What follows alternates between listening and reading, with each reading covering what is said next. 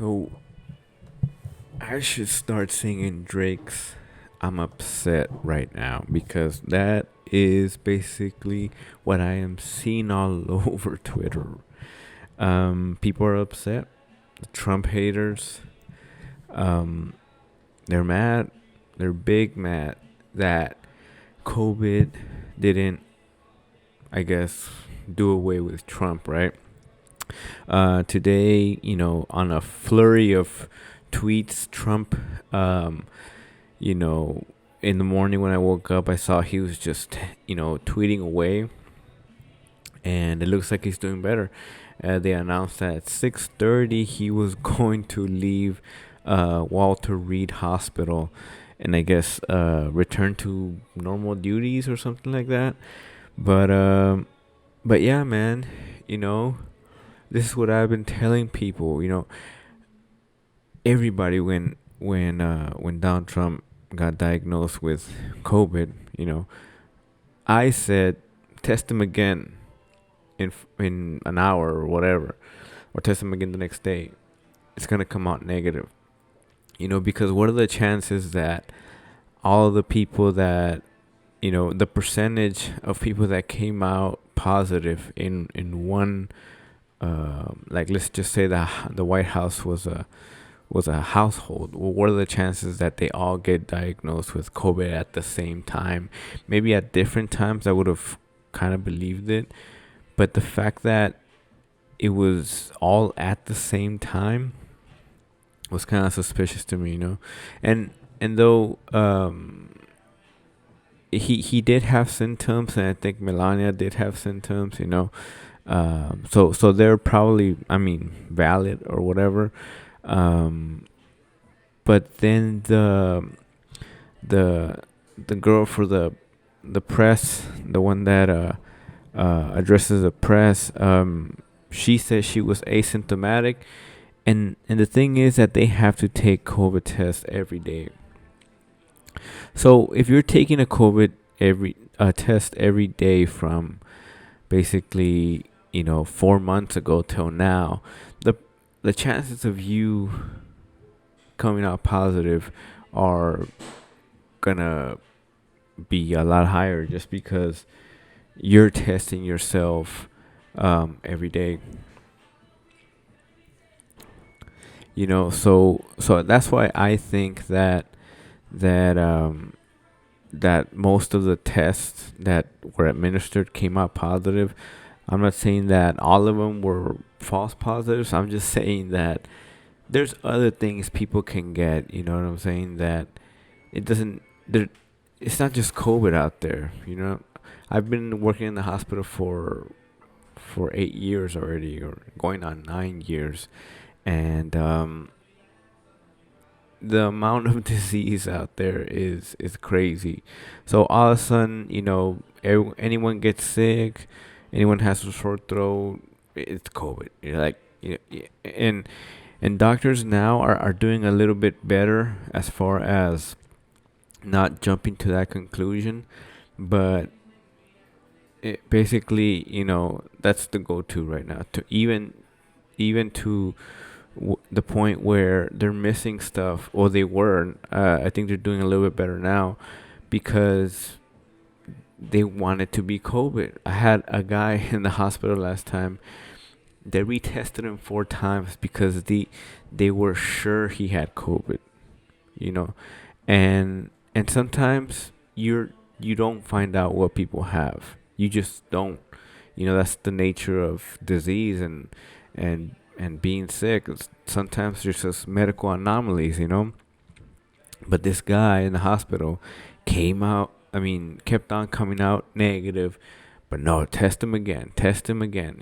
I think on the fourth one, I don't know if he came out positive or what had happened. But I remember that they did test him about 4 times.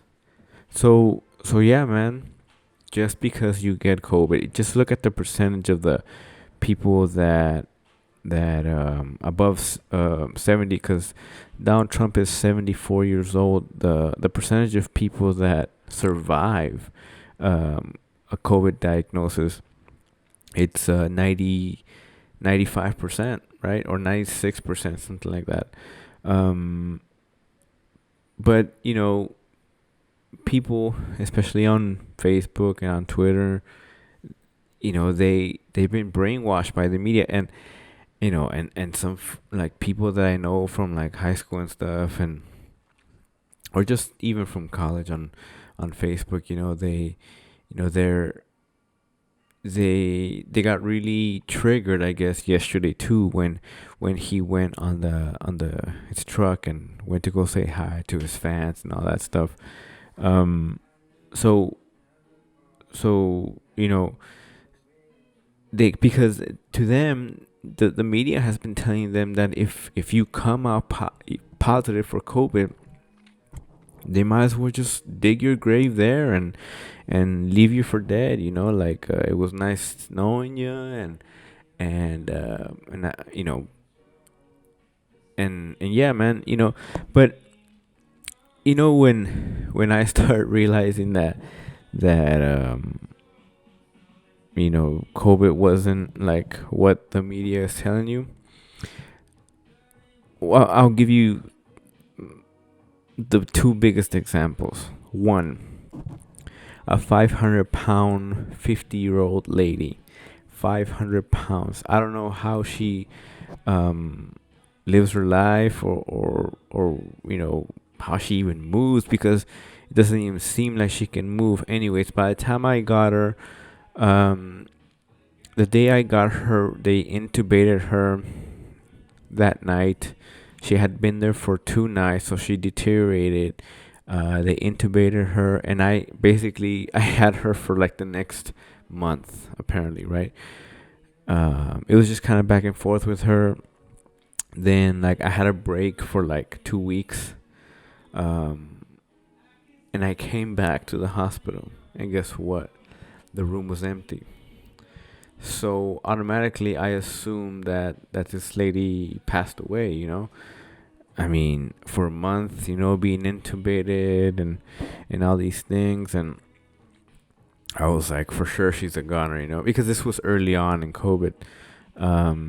So I really wasn't sure, of how deadly this thing was.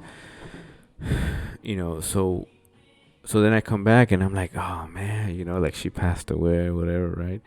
I mean, every time you have a 500-pound patient, it's a struggle, like, just to, they're in bed the whole time. So just to, like, clean them and like wipe them, that's just I needed uh three at least three other people to help me turn her. But most of the time it was like five of us there helping to clean her and stuff like that. And this was about twice a shift that this would happen. But anyways, so I come back, and after that 2 week break or whatever, and the room's empty, right? So I assume that she passed away. And then, so one of the nurses that had been there, she was like, I was like, hey, so this lady passed away or whatever, and one of the nurses that had taken care of her, I guess she had left the day before. She's like, no, we extubated her a few days ago, and she got discharged yesterday. She left on room air. She left the hospital on room air. Just think about that. You know what I'm saying? So that led me to kind of, every time, as if you work in medicine, you're always trying to find the rationale towards like a diagnosis, towards symptoms.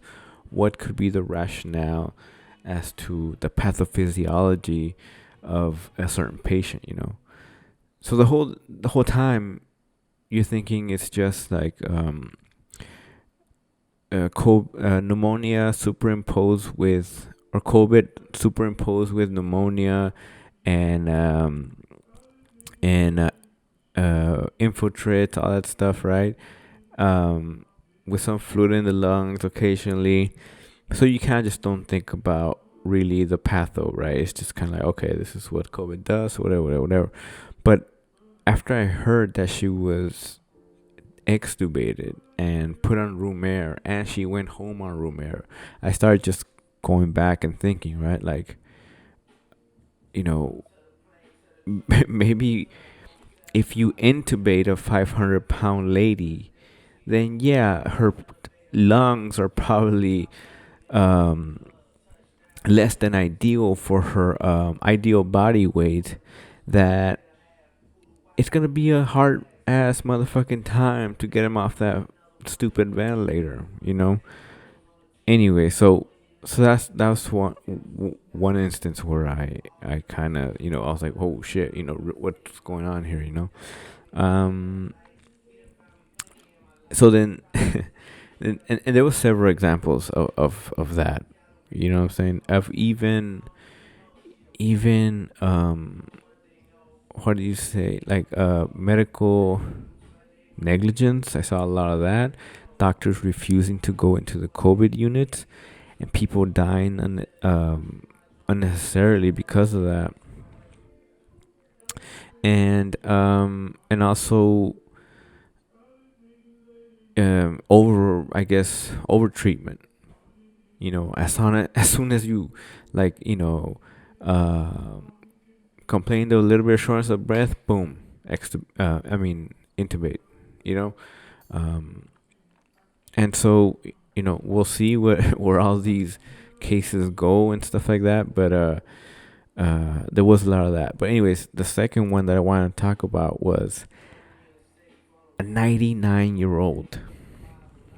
Okay, their family decided that because this 99-year-old gentleman had been exposed to somebody with COVID, that they were going to bring him into the hospital, possibly risk having him at being admitted into the hospital, put into a unit with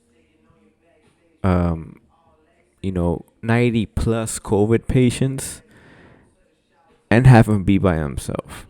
Anyways, so guess what happens? He's positive for COVID, right? So he gets admitted, but the family can't come with him because they can't allow families to go inside the hospitals. So this 99-year-old gentleman was stuck inside a hospital for 4 days. It's like having a baby inside a mall, just lost. You know what I'm saying? But guess what? This gentleman never once even needed oxygen. He was on room air the whole time. And that's what, when they were giving me a report on this patient, I was like, why is he coming in? Besides the fact that he's positive, and to, when our census was really high at that point, that's when I started questioning: do half of these people need to be here, or are they just here because they're playing it safe and just because they're positive, anyways, most of the people in the COVID unit were discharged home, just FYI. So I knew when Trump got diagnosed, he was gonna get over it in a few days.